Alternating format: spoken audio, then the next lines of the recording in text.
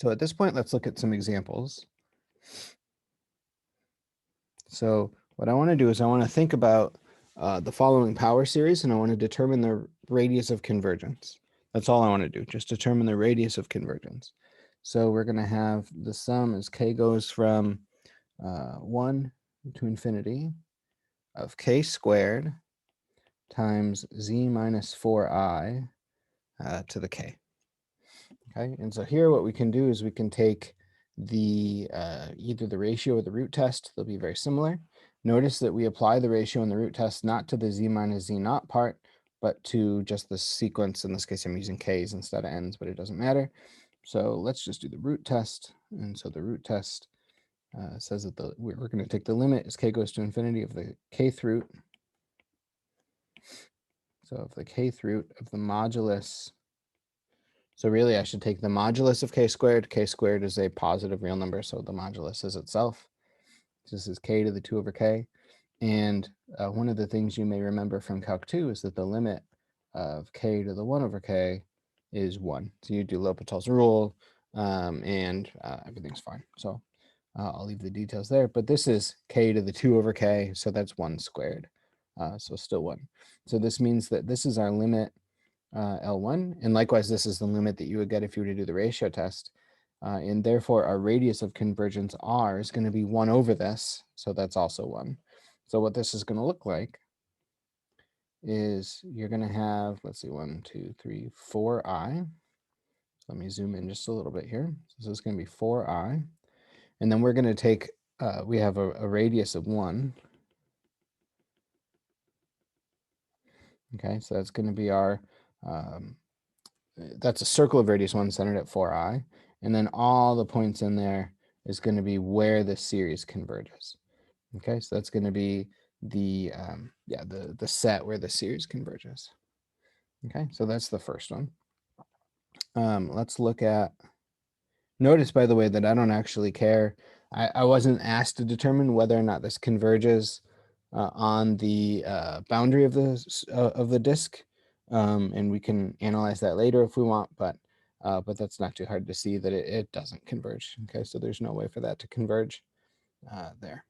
So next, let's look at the power series, which is going to be z plus 3 to the k over k squared times 2 to the k. And so this is going to be the limit as k goes from 1 to infinity. So we can't have 0 because we have a k in the denominator. But anyways, this will also be given by the root test. You could equivalently do the ratio test. And this is going to turn out to give us that our limit L is going to be 1/2. Okay, so here, the way that I'm thinking about this is that our c sub k, our value c sub k is given by 1 over k squared times 2 to the k. So do the ratio or the root test, it's not going to matter.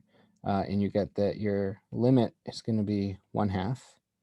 And therefore our radius of convergence is going to be 2. Okay, so this is going to converge at 2. It's going to have a radius of convergence at 2 centered at -3. So this is going to be centered at 1 2 -3, and then it'll have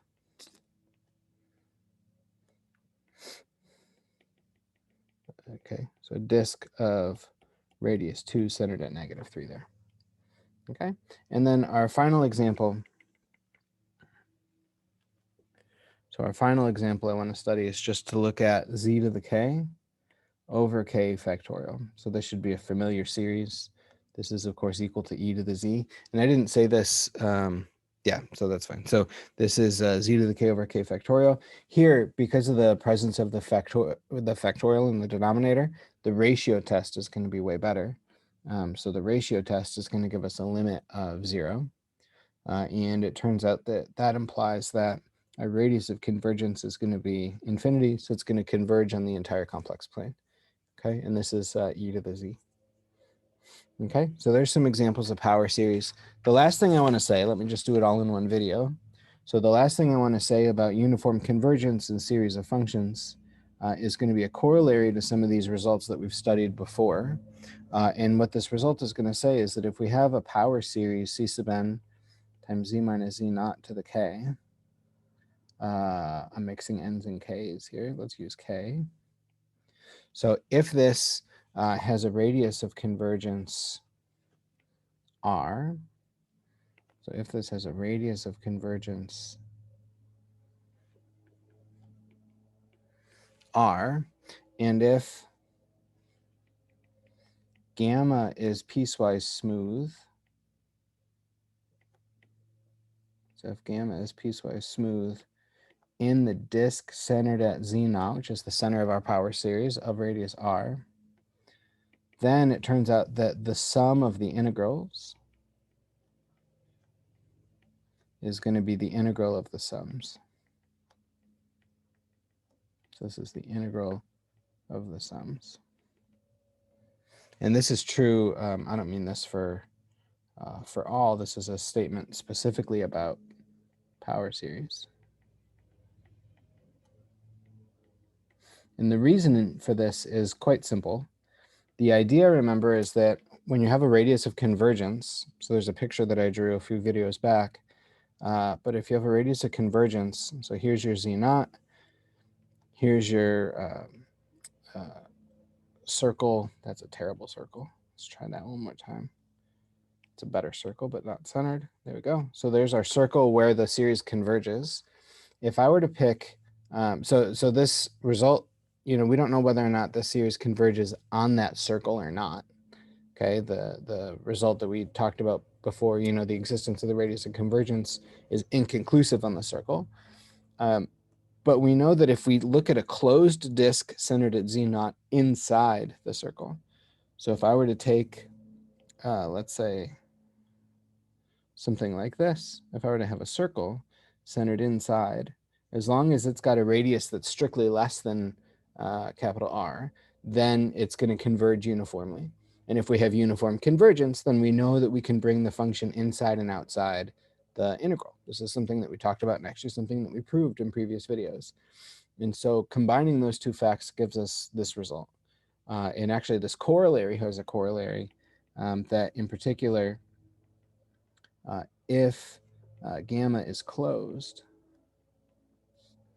so if gamma is closed, then of course, what is the integral going to be but 0, because we're going to have a function that's going to be, we know everything about this function, but in particular, if gamma is closed, then this integral, the sum of the integrals, or the integral of the sums, however you want to think about it, they're the same, is going to be 0. Okay, and that kind of puts together everything that we've talked about as far as uniform convergence, series. This even goes back to integrals. And so in the next 2 chapters, we'll talk about Taylor and Lorentz series. And then in the final chapter, we'll talk about some applications to integration. Okay, in particular, what's called the residue theorem. Okay, so that's what we're going to do going forward.